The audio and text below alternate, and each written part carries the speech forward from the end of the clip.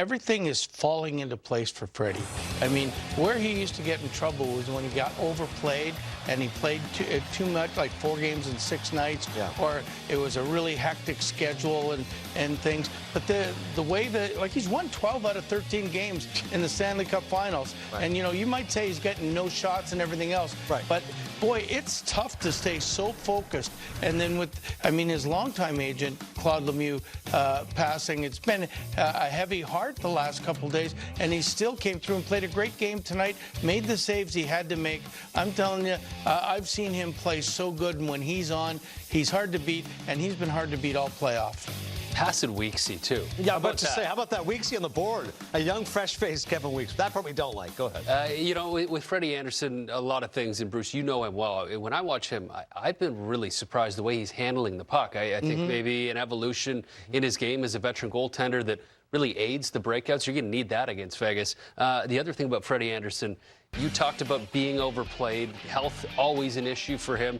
He's made it through, and they've only lost 1 game, so they've only played 13 games up to this point. That bodes well for him. The other part, too, and maybe more for veteran goalies than young guys, and Dobish as a young guy, you could say the same thing about him. 1 bad goal won't throw him off, and Freddie Andersen, although he hasn't given up many, there was a couple soft ones, maybe 1 in each series that he might want back, and boom, bounced right back, tracking pucks, seeing everything, no wavering his confidence at all, and maybe that's a big part of what you have when you become a veteran guy in this league and you see it all and you get through those hard times. Obviously, it felt great for Rod Brindamore as well, and his journey here, obviously winning a Stanley Cup.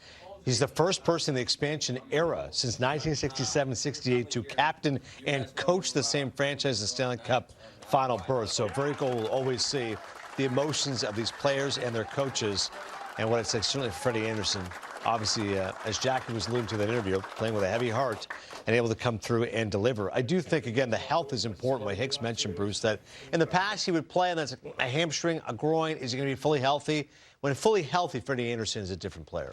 Absolutely. I've seen him probably, of all the goalies I've had, when he's on, it was impossible to beat. Impossible to beat.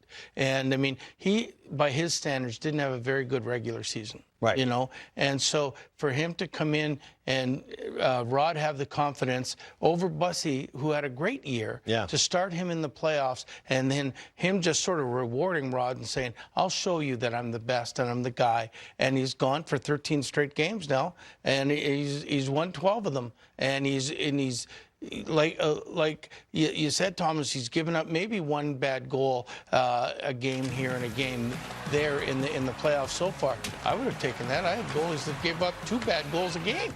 But I mean, so he's a guy that's on a mission, and he's a UFA, which doesn't hurt either this year. Timing is everything when it comes to this. It's now going to be a stiffest test, though, Hicks. Now facing this Vegas Golden Knights team, you think of players like Mitch Marner, Jack Eichel, etc. How do you think Freddie Andersen will fare against them? I think playing the puck is going to help to stay out of his own zone a little bit more, but it's a different beast, really. And I think all the teams that they've seen so far, Carolina, there hasn't been sustained presence in the offensive zone. Even Montreal, a team with a lot of firepower, they didn't really have 2 or 3 shifts where a goaltender's got to be crouched, reading the play, looking, be ready. I'm not saying he can't do it. He hasn't seen it. He didn't see it against Ottawa. He didn't see it at all against Philadelphia.